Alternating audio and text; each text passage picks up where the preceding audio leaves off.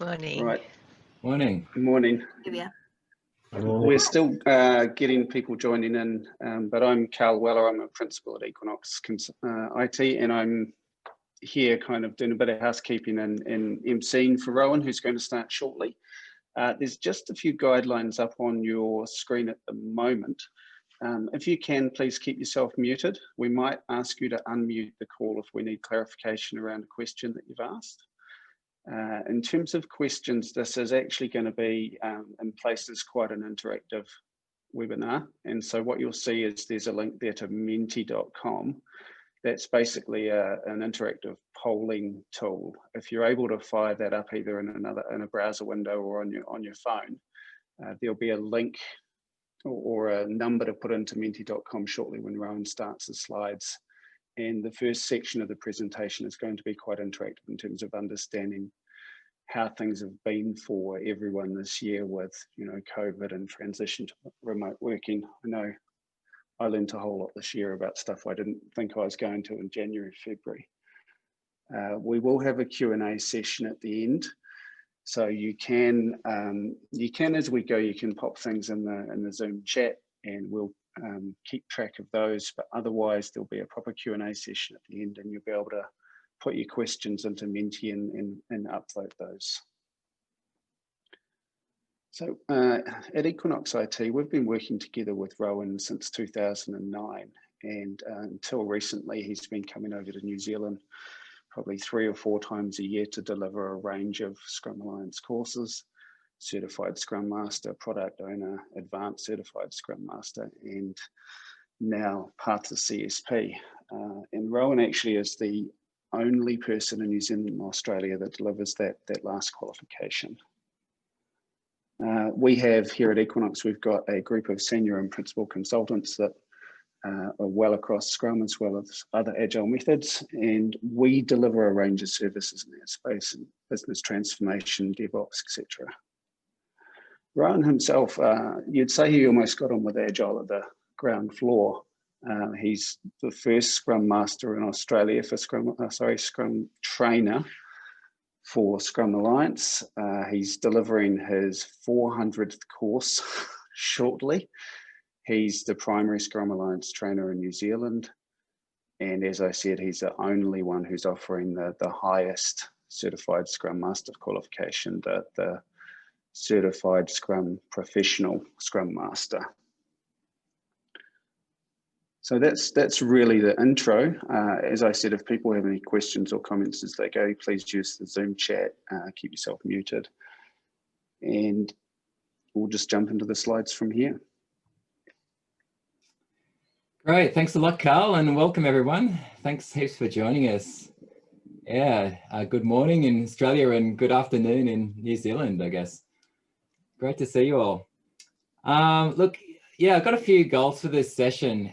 It's really obvious to me that there's some real challenges. I've personally had challenges this year transitioning everything I do to be remote and online. But I think what I'd like to help as much as I can in the short amount of time we've got with is mainly helping us to self-assess, I guess, and reflect on how we're going with remote agile working.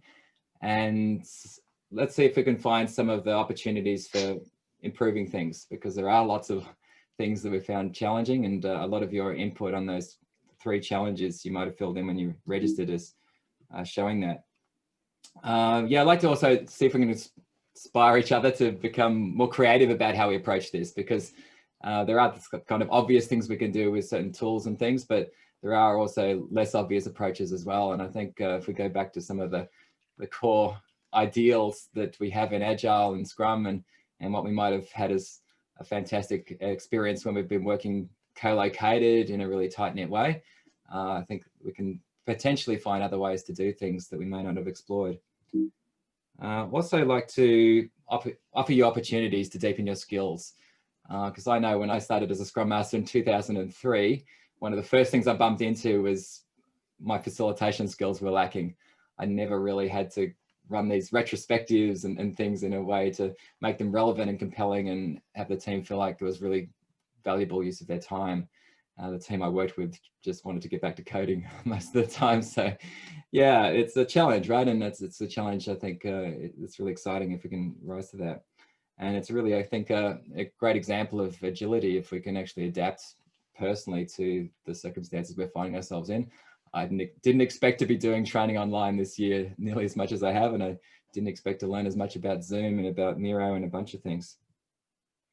So yeah, just the agenda, just some of these are quite short, but the new normal, question mark, just want to kind of reflect on, is this changing things forever?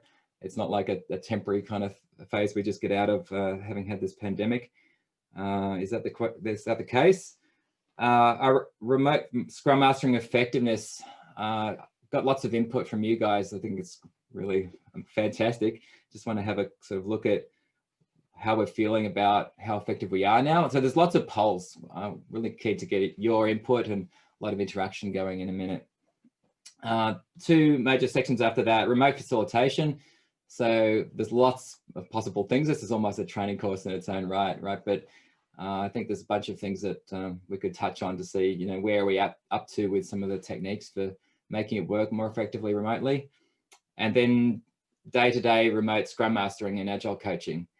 I've had a bit of experience with Agile coaching remotely this year, and yeah, definitely different, right? And definitely limiting if you don't have perhaps a certain setup that really helps you get past some of the limitations of working remotely.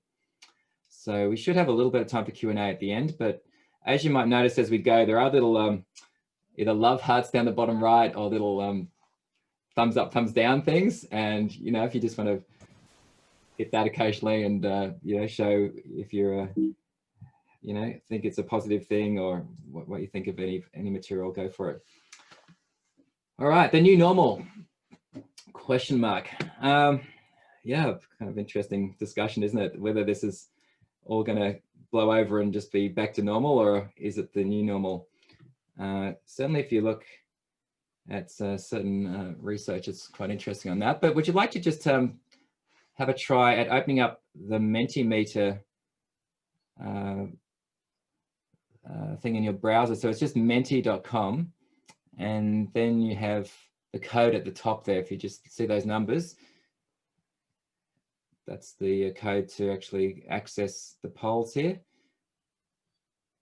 And if you can just plug that in, and then you should be able to answer this question. How remote is your team? Just trying to get a feel across everyone as much as we can respond to this poll. How the situation is for us at the moment. So if you are only having any trouble with any of this Mentimeter stuff, perhaps you could just use the Zoom chat if you can to see if we can help you out. Looks like we've got lots of responses though. And as you can see there, team mostly remote with individuals occasionally having days in the office seems to be the top one there. With chatting Equinox IT and myself, I guess, about how it's different between New Zealand and Australia. You obviously went really hard with that lockdown early, and you've got a lot of benefits from that back at work, I guess, more recently in New Zealand. But yeah, different parts of Australia have obviously gone a different direction, Melbourne being under hard lockdown for 111 days until very recently. So yeah, it seems like in Australia, we've got a lot of people still heavily working remotely and perhaps needing a reason to go into the office. Or you can see here, some individuals mostly at the office, some mostly remote. But yeah, still a few of us have got the whole team always at the office or mostly remote with designated office days. So coming in like the end of the sprint or something like that. Yeah, cool. All right. Next thing is I just wanted to reference something that just got published a few days ago in Australia, at least. There's, I think it was a survey about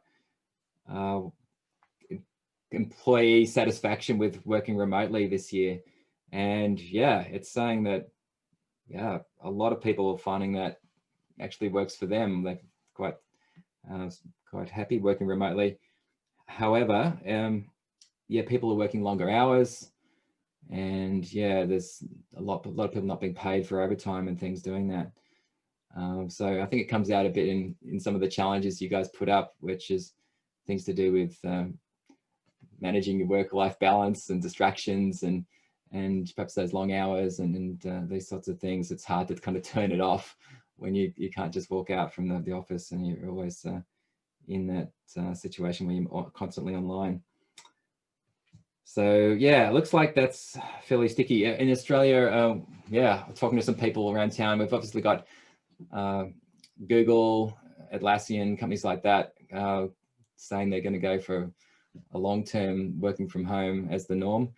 And yeah, one organization I was doing a course with last week said that every day they were paying $1 million for one of their many office buildings. You know, so about 30 million a month. Just for one building. So they're looking at shutting that down and no longer having that office, and all those people are going to be either working remotely or it's going to be a less busy office around a bunch of other buildings, I guess. So yeah, if you're all remote, it's one thing. And if you're all in person, it's usually awesome. But when it's hybrid, you run into all kinds of problems. So that's a quote from Lizette Sutherland. I don't know if any of you with the kind of thumbs up can kind of indicate whether you've heard of her, but she's a person that's been really a thought leader in the online working space, the remote working space for a long time now. Really recommend her website, by the way, Collaboration Superpowers, if you want to check that out. She's got a huge number of tools there if you ever want to find a tool for X or Y. But just want to repeat what I heard too from a few people, I guess, locally, that and I've experienced this as well, when we've got meetings and workshops where people are in person, we've got half of them in person and half of them remote, or just one or two people remote and everyone else in person. It's extra hard as a facilitator to make that work. And there are, you know, some innovative tools, I think, for some things like that, but they're a whole next level. I think it's more like running than walking to actually have that all work effectively. So yeah, some people would suggest that if we have the choice, you know, you might be better off having a device per person, even if there are people actually physically in the same space, maybe even, you know, having them at their desk or having them with a tablet or something like that can just give everyone sort of an equal voice and an equal playing field. So today I won't be talking too much about the sort of hybrid, but be aware there's a bunch of innovative sort of technologies out there, even 360 cameras and virtual offices and things like this, where, you know, that's really kind of helping people with that sort of scenario. So interested in how things have changed since the start of 2020, since this whole pandemic and the working from home has been so widespread. Would you like to go through these? So engagement levels in meetings, tool friction. So yeah, this is to do with some limitations in tools and switching between tools, maybe having even redundancy or duplication. How effective we feel we are as facilitators when we were in person versus now. Transparency is what's going on during the day, right? When you can't just look out across the room and listen in to what's going on so easily, perhaps. And the ad hoc interactions, so noticing some conversation around a board or overhearing something and be able to step in and, yeah, or go straight to someone at their desk and talk about something that's needed as soon as it comes up. Is it worse? Is it better? Yeah, rapport and relationships was coming out a fair bit too, with the challenges that people are putting in for this session. So has that changed, right, since last year? What's your sense of that? Yeah, and effective collaborations, the synergy of being able to build on each other's ideas and go backwards and forwards, and the tightness of the teamwork and coordination perhaps comes in there as well. Okay, so I guess, I think it was 3 was the median there. So it looks like on average, we're a little bit below that, and some things significantly below, some things a little bit, well, above. So perhaps some of the stronger things,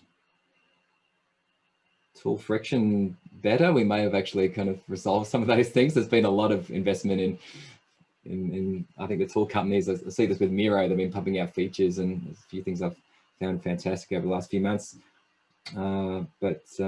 Yeah, ad hoc interaction and transparency is what's going on during the day. So they're two things I'd like to pick up on towards the latter stages of this webinar, because I think they're two of the biggest challenges. And yeah, you guys are saying that essentially. That's the sort of thing that's, yeah, and not the same at all anymore when you're not in the same space as the team. All right, with the challenges, and thanks a lot for sharing all this. I'll just show you what I did with them. So we have the folk at Equinox do a big job of taking everything that you submitted online and pop it into an Excel spreadsheet. And then what I've done is affinity cluster all of that. So I just have to do a very quick once around here, just so we could zoom in on some of the ones that have got a lot of stickies. So we've got the tool friction one there. Seems to be some difficulty between navigating the tools and the limitations of certain tools, people being able to kind of work with them effectively. The energy, motivation, and engagement seems to be a really big one. So a lot of people sort of said it's hard to keep that engagement level up on the online meetings, and there's the Zoom fatigue. I think we saw a bit of that in some of the comments as well. Yeah, working with passive people, quiet people, not speaking up. Have the remote facilitation skills. There seem to be quite a few people saying that, yeah, it's different now, right? And we need different skills, and perhaps what was good enough or got you by when you're face-to-face no longer is quite good enough, and it's not really working quite as well. Ad hoc and osmotic communication. I don't know if you've heard that term, but Alistair Coburn coined a term, osmotic communication, that sort of just overhearing things around the office and that sort of serendipitous, being able to kind of jump in on things as they're kind of evolving and coming up. And that seems, yeah, like a big one, right? No more corridor chats, just walking around, chatting to people, in the moment coaching. And yeah, certainly for me, that was a big part of, for me as a Scrum Master and an Agile coach, was to really be observing and being available enough to step into conversations around the board or just one-on-one with people as people were becoming available. And one of my favorite techniques was actually just to hang out in the kitchen, especially as a coach. And sometimes I didn't even have an allocated desk, so I'd sort of hot desk wherever people seemed to be mingling and talking candidly over food and things, and just a whole lot of conversations about how things are going today, what's on your mind. Yeah, can start coaching conversations. And yeah, it's kind of harder to do that, isn't it? It's very different if everyone's just working remotely without the video on, without any kind of real-time kind of access to people, without sort of saying, could you jump into a meeting room with me? All right, so I've got a couple of thoughts on that, but we'll come to that later. Remote facilitation, let's just have a look at some of the things around that. One of the big things seemed to be video. There's quite a few people saying it was either the norm that videos kind of not on, I guess, for a few people. That something comes up and people have a reason why they can't have the video on that day, and then it's a bit like that the sort of slippery slope sort of thing where once that starts happening, people sort of start doing that more and more. So yeah, what we're seeing now is a lot of mostly camera off. Yeah, which I'm okay with on a webinar like this, but certainly on a training course, that's one of the first things that we'll be, calling out and expecting of people. But what we want to talk about shortly as well is, have you actually really sat down and worked at this in terms of working agreements? Because this is one of the first things we'd look for in working agreements around remote working would be what our agreements are about modes of communication, what's acceptable in different sorts of meetings, and why do we care about that? Do we care about that? So we got mostly camera off and mostly camera on, but some people having audio only. Okay, so yeah, they seem to be quite dominant there. Yeah. Yeah, it's quite interesting, I find, between different organizations I deal with. Some have got a really strong culture of keeping the cameras on, and some, yeah, seem to be not doing that. Yeah, back to the Agile Manifesto, right? The most efficient and effective method of conveying information to and from a development team is face-to-face communication. and conversation, potentially with some way to do things visually. You know, the modeling we love to do, collaborative modeling with stickies or with cards, and some sort of ability to draw and enumerate things visually as well can make that even richer. And there's reasons people said that, right? And I think it's probably a lot to do with Alistair Coburn's research into multimedia kind of forms of communication. And yeah, he has this classic one that's been used over and again over the years. And I guess we could add some more technologies, pops up to the top right here. But yeah, the effectiveness versus richness of communication and the amount of nuance. And when we sort of look at how people communicate, really, there's not just the words that are said, right? And the things you're hearing me say right now, there's the body language, there's how we're saying it, there's the emphasis, there's a whole lot of things like this. And research going back a long time now, and this is particularly for when there's conflicting or ambiguous communication, where it's not, you know, it's just black and white, really straightforward. And that's a lot of, I think, what we're dealing with sensitive topics, with coming to agreements, when we've got diversity of thinking and therefore conflict of ideas, a lot of problem solving sorts of things. Yeah, words is only 7% according to some of that research has been cited many times. And tone of voice is a big part of it, and body language, right? And if we don't have the cameras on at all, there's no body language anyone can see. So no, non-verbal is really critical for emotion, and inconsistent communication, two elements that could get lost, you know, certainly don't show up when you're just communicating through Slack or some sort of instant messaging tool. And from Lizette Sutherland, in terms of team building, the biggest advice I have is to turn on cameras, turn on the webcam and see each other. That creates empathy instantly. It's a lot easier to communicate and create bonds when you see each other. A very, you know, basic human thing, right? See faces, you know, and those of you I can see right now, I feel more connected with than those I can't. Pretty obvious when you think about it, but have we discussed that, right? And it might go a lot to, you know, our vision as a team. Do we have a vision, right, for what sort of team we'd like to be? And I know it's probably been knocked around a bit by the events of this year, but do we still care about some of those things, perhaps about relationships, about the quality of communication, about, you know, how we feel when we kind of have those sort of challenging discussions, and perhaps able to work through them and trust that the strength of our relationships is going to be as solid as ever, even though we disagree about things, to work through to the best commitment to go forward. One big thing I was curious about is check-ins, right? This is something I know I found a bit unusual when I first got introduced to it by people in North America, when I went on these calls, you know, with other people in the Agile community, and the first thing they would insist on doing would be a check-in and saying explicitly what's going on for you right now as we start this call. Where are you at emotionally? And even just distilling it down to a mad, sad, glad, afraid, and then maybe elaborating on the why, or some sort of thing about, you know, I'm feeling really tired because I didn't have a good night's sleep last night and my kids kept me up. You know, haven't had my coffee yet. I'm feeling like I'm not really awake yet. We built some empathy out of that, right? And we understand each other a bit better, where they're coming from, and we can have a bit more patience and a bit more understanding. So that's one of the things that again came up in the challenges, was just that lack of ability to read the room, but also understand the emotions of your teammates and what's going on for people, which might relate a lot to the behavior you see when they're not so engaged, or not sort of even perhaps able to focus on the session. So I'm in. If you look into that, there's something called the Core Commitments by Jim McCarthy that a lot of people in the Agile community like to use, and the I'm in there references a whole lot of things about being present and focused and making commitment to certain behaviors for this session. And so you could hook that into your working agreements about what we mean when we say I'm in. It means blah, blah, blah, blah, blah.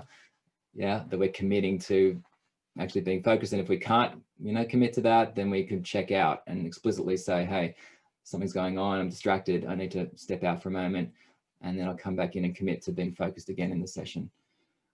So it keeps things, clear what's going on between people if we've got some of those agreements in place and we can actually reference them. So there might be standing agreements, the sort of thing we've already discussed, these sort of expectations of each other. And then at the start of a workshop, we'll just refer to those standing agreements and say, all right, are we in? Are we prepared to commit to what we agreed previously on that? And there could be different ones, that might be relevant to a session in addition, but the standing agreements would be the baseline. I don't know if anyone of you have used this one, but this is one of the first things I found useful for some of those more kind of difficult conversations where people weren't really focused or were kind of getting into some sort of unhealthy conflicts in retrospectives particularly. This comes out of the Agile Retrospectives book by Diana Larson and Esther Derby, the classic that's been around many years. And it's just a check-in exercise, a set the stage exercise where we talk about what does it mean to be in inquiry mode versus advocacy mode, dialogue versus debate, conversation versus argument. So normally had people pair up and discuss what those two different dynamics are, and then kind of report that back to the team, and then have a conversation about, well, which would serve us best in this workshop? Which side of this do we want to be on? And you can have some sort of poster. We'd have a thing on a virtual board, perhaps, where we could refer back to it maybe as a facilitator and go, all right, let's just pause and check in on which side of this we're currently on. And even just that sort of self-reflection, or that sort of inviting of people to be more aware can change behaviors, I've found. Had one classic one I won't go into detail on, but it was a very problematic behavior pattern by a certain person who was very difficult in the team. And yeah, just by doing this exercise, that person became much more self-aware of their own behavior, and everyone else as well was able to kind of, call that out in a constructive way and point to the positive behavior rather than, saying negative things about this person. Yeah, who's got decision rules? I'll ask you in a moment, this in a poll, but that you've actually discussed explicitly, because all the Scrum events are decisional. There's always decisions to be made, and hopefully most of our meetings aren't just kind of some open-ended thing for no purpose. There's actually decisions in a lot of them. They don't always have to be decisional. There's relationship building things we can be doing. There's information sharing and things we can be doing, but a lot of them are probably decisional. And how do we make those decisions? Have we decided how to decide? And that can be a core part of working agreements too, to actually come up with protocols. And there's many different ways, right? It's not just a majority wins, or it's not just a unanimous consensus necessarily, for different sorts of decisions, depending on the stakes and depending on how much you're prepared to invest in getting through to that level of agreement. Because for everyone to absolutely agree and be 100% all in can be very time consuming for some things that may not require that. And it really goes to the strength of commitment you need and the level of discussions you're prepared to go to. So yeah, I think it's this is an exercise straight out of the Advanced CSM course that it helps us got to look at a lot of different scenarios, and these are not all the cards even that we could look at different scenarios with and think about which type of agreements, what sort of decision protocol we'd use. So I've got a quite complicated one next. Let's see if this works for us. I'm wondering how agreements are used for you in this remote working setting. So we've got the first one is agreement specific to the meeting, right? Different from kind of our standard working agreements, remote working agreements, if we have them. Versus the second one's the standard ones that we would just reuse as the baseline each time. The third one's working agreements that cover remote working, more like the day-to-day kind of stuff, where people are trying to access people during the day to ask questions or to collaborate. And, do we have agreements about that, or how we operate using the tools and making decisions during the day? And the second to last, individual coaching agreement, is something I find doesn't seem to be used as much as it could be, but this is an explicit agreement between coach and coachee. Something we explore in the CSP program, and one of the assignments is actually to come up with an explicit agreement about what is the relationship between coach and coachee, what do we expect of each other, what is the disclosure policy, a bunch of things around that. And I'm curious as to whether any of you have kind of got that in place with an individual or with a team. But it'd be something you would actually negotiate, you know, explicitly discuss, type up, and maybe even sign. All right, so we're probably just getting the average of everyone's answers here, so I'm not sure how insightful this will be. It's a bit of an experiment, but hopefully it gets you thinking that there's not just like a one small little set of agreements maybe we could think of here. There's standing remote meeting agreements would be one of the first things I would be doing if I was missing these, and then thinking about some of those other ones perhaps. So it looks like, you know, if we do have them, not consistently followed. And for some of us, there's gaps relative to the problem areas. So straight away, there's an opportunity, right? What are those gaps? Can we get together and actually talk about them in a retrospective or something like that, and actually come up with some things that we can experiment with to fill those gaps and be clear about how we deal with those things in our sessions. All right, if that's okay, I'll just move on because I'm not going to go into detail about what these kind of agreements look like on this session. That's more for a training course, I guess. But how much of these tools are used in workshops? I just thought a quick kind of just look at the tools we're using would be interesting without getting too detailed, because there's a huge number of tools around. But so in workshops, are you using a virtual whiteboard? So you're a snapshot of Miro, but there's Mural and there's Google Jamboards and things like that. So everyone can jump in and move things around like you would on a wall with stickies. Yep, there's the Agile backlog tools or ALM tools like Jira. Generic Office tools, which can be, you know, quite useful, but not nearly the same sort of richness as a virtual whiteboard, I find. And there's probably other electronic tools that don't fall into those three categories.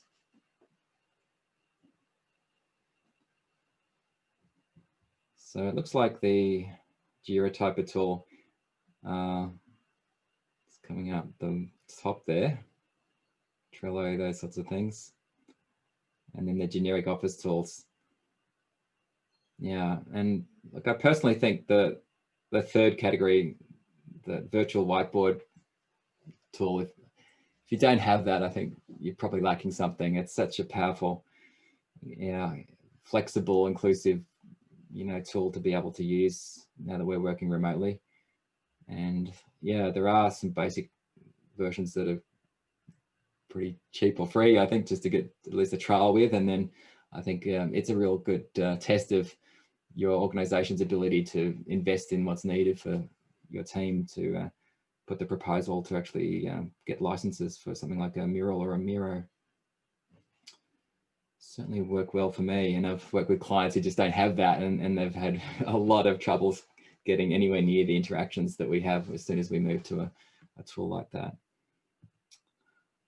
Yeah, so this is straight out of the first book I read on Scrum, good old the Black Book, my well-thumbed copy from 2002. Yeah, and Ken Schwaber just says it's incredibly short-sighted and to take expensive engineers performing important work and to hobble them with inadequate tools and infrastructure. Pulling no punches there. And he talks about his real experiences of trying to put to the facilities people when they had a Scrum room to be able to put up whiteboards around the Scrum room. And when that was refused, he literally just invited the team to start writing on the actual walls directly, because he said that a coat of paint is a lot cheaper than wasting people's time and lowering our productivity level by not actually being able to do that sort of work. For me, like the first major impediment I remember removing that really sticks in my mind when I became a Scrum Master and was that we were trying to communicate very frequently across the team, yet we had the team in two different sort of rooms. There were like a office that had maybe 3 or 4 desks in each space. Yeah, so what I did was get the wall knocked down.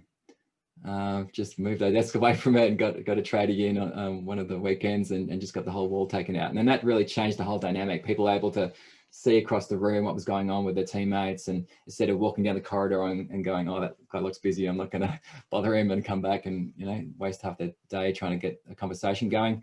It really changed the dynamic. So yeah, these are the sorts of things I think to have a bit of courage with, and try to articulate the cost of not doing it can be a particularly good way to do it, which really, if you think about it, is a technique for resolving impediments.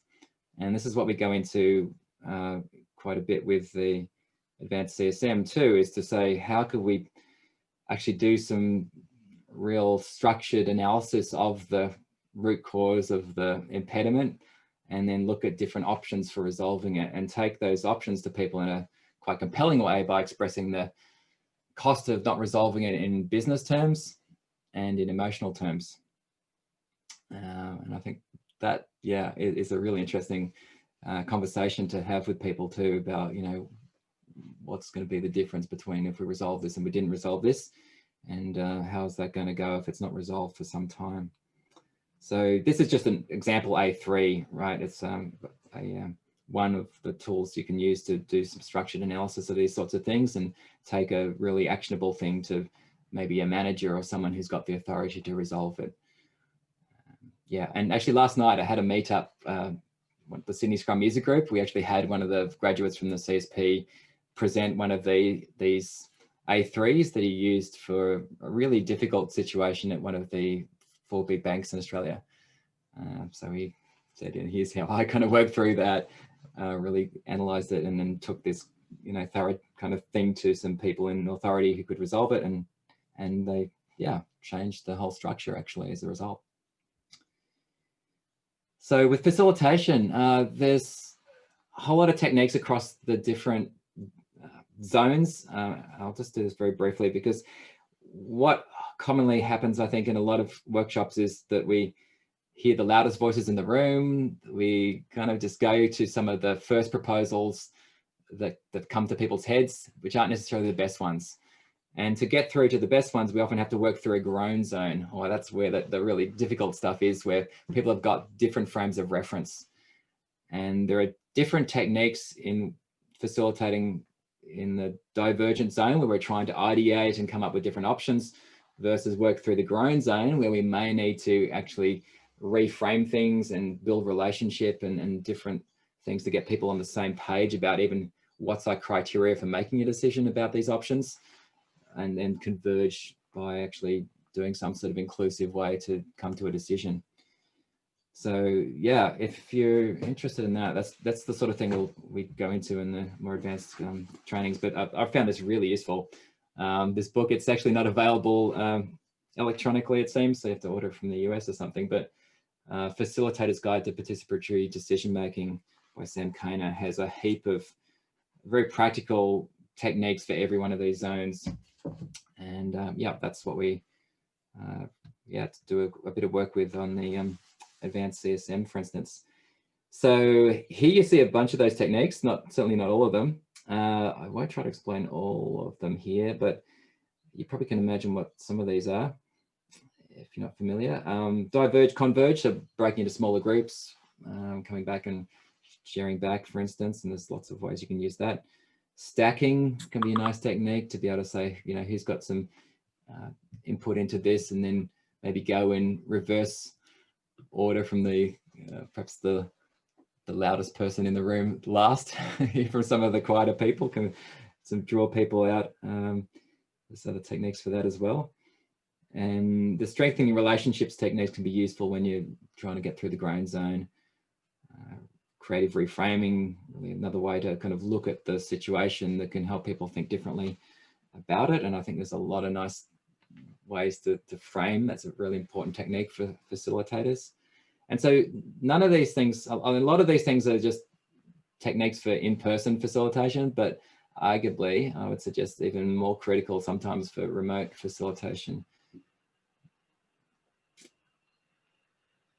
Yeah, so mirroring and paraphrasing, got lots in the strengthening relationships. Okay, cool. Making space and drawing people out. Yeah, I think that's some of the more obvious ones.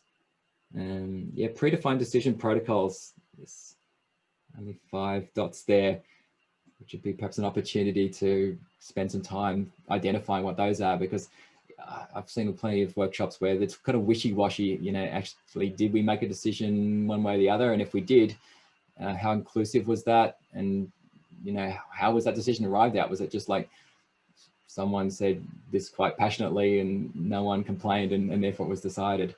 You know, sometimes that's not really good enough. Okay. Just going to flip through a little bit more. Just liberating structures. I just wanted to mention them. There's lots of ways of translating them to be remote. I was quite surprised by that when I kind of did a bit of a course on that myself, actually. I found that very useful. There's lots of them out there. There's even ways to facilitate things as hard as forming teams in the first place. So self-designing team workshops. I've done this with 70+ people in a room physically, but I had a meetup recently with some people from Europe that did it with 80+ people remotely.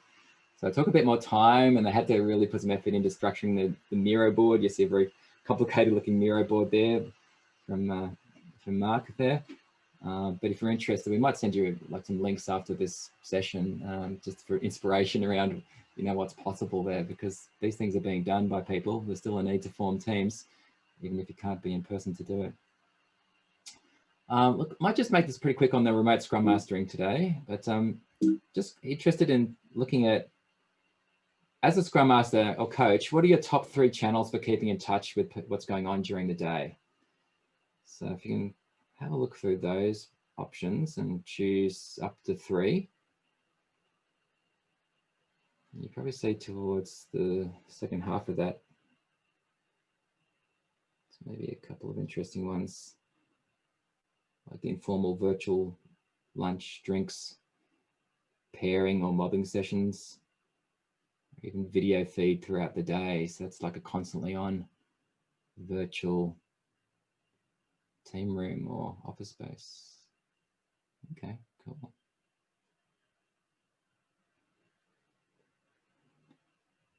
Certainly see the daily scrums, the stand-ups are really key there. But what happens after that for the rest of the day? And I think I've heard from a lot of people who are monitoring their chat, you know, instant messaging, looking at what's going on that, and saying, you know, is this something I should jump in on, that sort of thing. But yeah, that's going to be a bit limiting. It's not quite the same as being able to see the interactions across the room. Okay, so there's a bit of asking for updates outside the daily scrum, monitoring a task tracking tool, joining calls between team members. Yeah. Okay, so there might be some opportunities in some of the ones that towards the right there that are got low numbers, and I might just mention a couple of those. Yeah, I just want to reference briefly the idea of Genba, right? This is the real place where the work is done, and really that comes from Toyota and the whole discipline of having even quite senior managers go and see what's happening on the factory floor. For me as a Scrum Master, being at Genba, being at the value creation Genba was, you know, really important for me, and really feeling connected with the hour-to-hour work that people were doing, even being able to sit down with them, pair up with them, be part of what was going on, even if I didn't carry that task myself, but the pair might. So what's that like in virtually, right? Well, one possibility is remote pairing, and I've seen that work really nicely recently, where we had a big challenge that the organization hadn't resolved for about 9 months, and just by having a technical coach pair up with a developer on it, was sorted out within 3 days. A huge breakthrough. So yeah, this is happening a lot, you know, as far as I understand, with people that have been doing pairing perhaps prior to the remote working, but arguably even more important now that we're remote to experiment with this sort of thing. And it's a huge benefit for tacit knowledge transfer, and a lot of the things to onboard people who are not familiar with the code base or the tools we're using and things like that. There's lots of great ways you can do that. And just being able to switch pairs. That I don't know if you've heard of promiscuous pairing, or that's the term for switching pairs frequently, switching partners. yeah, can just really help with productivity. And a lot of people shy away from it because I think it's too many people working on the same thing. But yeah, it's great for when you've got some knowledge to transfer. So this was just a dojo we did recently in one of the meetups where we would basically, some of the guys had never really programmed so much before, but just jumped in and gave it a go. And really loved it, right? The whole TDD workflow we picked up, and just by using a Google Sheet and JavaScript editor, because you can have little scripts associated with Google Sheets, you can actually do TDD in JavaScript just using Google Sheets. And this is used by Sergey, you can see top middle there, to actually do things outside of the work tasks, to do deliberate practice. So let's hone our skills using a kata, like a real problem, you know, that's non-trivial, and see how we could do TDD in that and learn from each other. But of course, pairing could be not just programming, right? It could be pairing across different sorts of work and disciplines. The virtual team room is one I want to finish on today. This is what I think comes closest to, you know, what a lot of the original thinking in Scrum was, which was to say, let's really try to optimize for collaboration by getting people in the same space and have that ability to do, you know, ad hoc communication, the osmotic communication, always being able to see each other, hear each other, this sort of thing. So I do know people who are recommending this now as much as possible, to say, let's try an experiment to actually have video on the whole day with all your teammates. And for that, you know, Scrum Mastering and coaching is, you know, as easy as it could be in the virtual environment. You can see the expressions on people's faces and the way they're kind of interacting as they're doing the work. And I've certainly seen it with a hybrid model as well, where we've just had a constant video stream with someone who's remote, and anyone that's interested in having a chat can just wheel their chair over to them and have a chat one-on-one as they want to during the day. So yeah, just an interesting idea to see if anyone can give that a go. And the question is how many challenges would you have doing that? So if we just finish up on this one, is that all right? One last poll. Which of these practices have you used? Has anyone used any of these? Because we'd be very interested. I'd be very interested to talk to you perhaps too. Virtual lunch or drinks. I mean, that should be a pretty easy thing to organize. Remote multi-team workshops, even backlog refinement. If you've got multiple teams, great to do that with multiple teams. And pairing.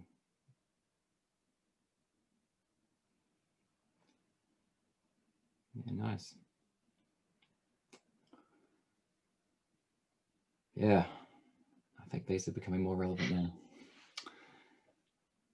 Anyway, I think I'll finish that up and let's flick us onto some Q&A. We do have a slide here about upcoming opportunities to hone your skills, but do we want to just head to the Q&A, Carl? Yes, why not?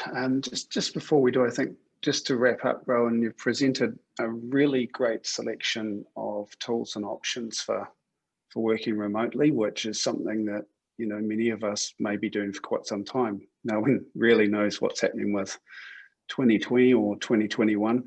For me, I think the most important thing is simply recognizing we're in a different space and making some really deliberate choices about how to deal with that. You know, recognizing that especially the human part is a bit harder to deal with, and finding ways to keep the connections up and to keep the communication flowing.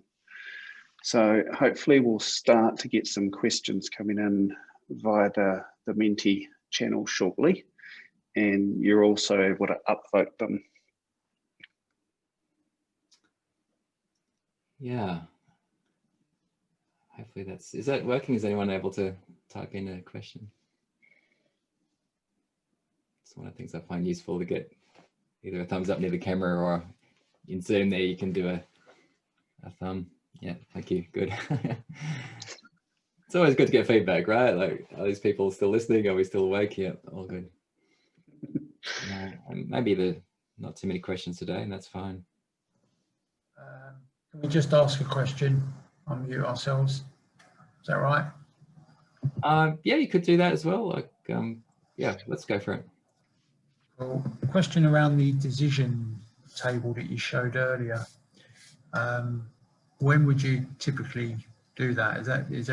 Could you do that as part of your retro to sort of make decisions on actions or feedback items that have come up, or have you got any good tips on when to best use that particular tool? So I like to start at a team formation time. If you haven't already got the team together, then, how are we going to operate as a team? What are some of the decisions we'll need to make, and what are options for making those decisions as a starting point? But then, of course, you'll find more and more decisions and more gaps and things that need to be added in with some sort of protocol that we've decided. So that would be, retrospectives would be one opportunity. But generally, anytime you're talking about agreeing how we operate, and then, actually getting that into a working agreement. Yeah. Thanks. No worries. I think we're digesting all you've said. So I can just flick through these. Interested in more hybrid teams. NZ often gets some in the office, some remote. What are some good ways to run daily stand-ups? Yeah, good question. Yeah. I certainly remember when I was working in London and had a bunch of the guys going back to Romania that we worked with, and what they insisted on doing, it wasn't my idea, was to go into the meeting room where we're going to be doing the daily scrum, in London at least, and actually talk about all the protocols we'd use to have a good daily scrum. And they were doing things like saying, hold the Polycom microphone this far from your mouth so that we can hear you nice and clearly, and speak really slowly because English is not our first language and sometimes we don't understand, and pause after everything you say so that we can ask a clarifying question if we misunderstood. So yeah, I would, along those lines, to say, ask the team, right? Actually come together around, what are some of the difficulties communicating effectively when we're in that hybrid situation with our daily scrums, and let's be explicit about how we can do that differently and better. And I certainly think having this bigger screen, if you do have people gathering around like the board, the sprint backlog or the visual management board, either the big screen or people have got like separate devices for it, but you need to be able to navigate that. Where's this task I'm talking about on that screen? Sometimes, just having it as big as possible and being able to very quickly find things is really useful. I'll just mark them as answered. I guess that helps. Yeah, virtual team room members. Have we got these voted? This is 2 votes, is it? 1 vote. Okay.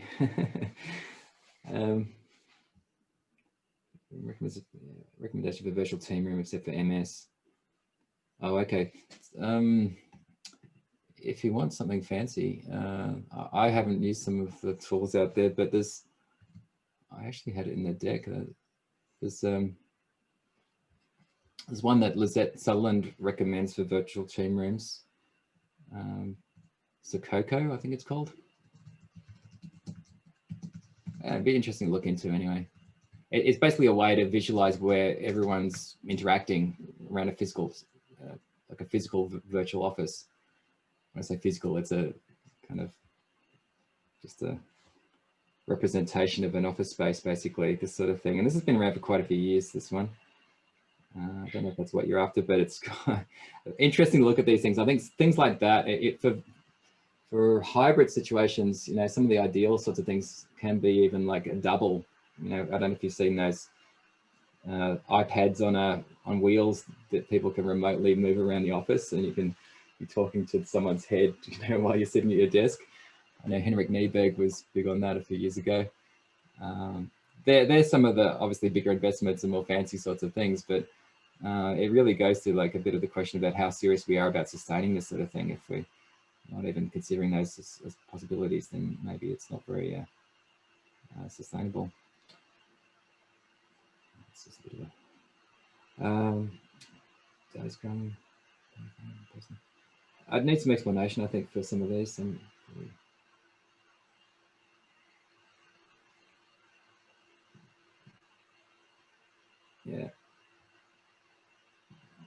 can anyone help me out with either that one or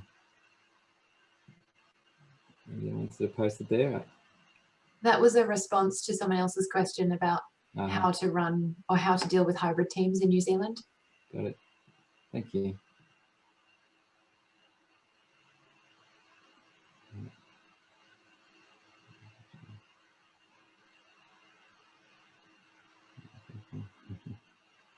Yeah, so all the things I'm doing now are remotely offered. I've spent a lot of time redesigning them for doing remotely.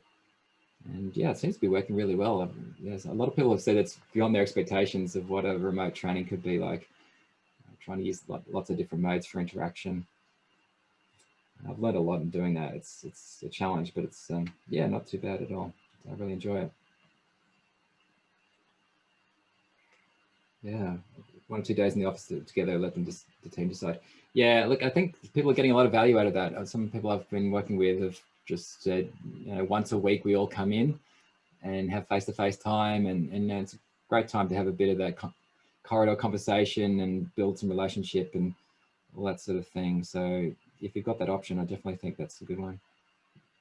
Yeah. All right, I probably haven't done the greatest job of making this as answered here, but look at one final one. Yeah.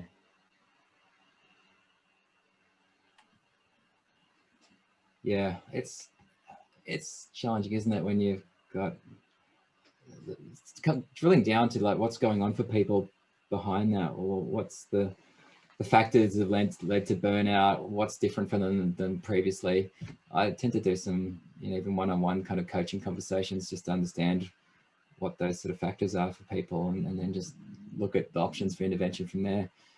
And it might be, yeah, asking the team too, you know, what would really make the difference for you? There could be a whole variety of answers on that, but I certainly think coming together about a vision for the team and where we want to go with our team, given the scenario we're in now with the remote working and the hybrid situation, if that's what we've got.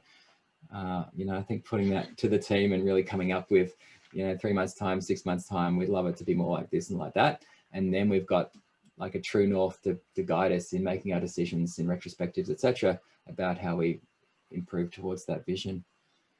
Yeah. Anyway, I think we might just wrap it up. Hey, thanks heaps everyone for your participation today. I really enjoyed seeing you and all those questions, and thanks a lot. That those challenges that we got prior to the session were fantastic. It's a lot of stuff for us to think about there, and it's, you know, one thing we probably can do is just share a snapshot, I think, of that after this session, because even if you show that overall to maybe some people you're working with, maybe they appreciate the sort of challenges we've got a little bit more and can just see you're not the only ones, right? We're all in this together. Thanks a lot. Thanks to Equinox and Carl and Brendan. Thanks everyone.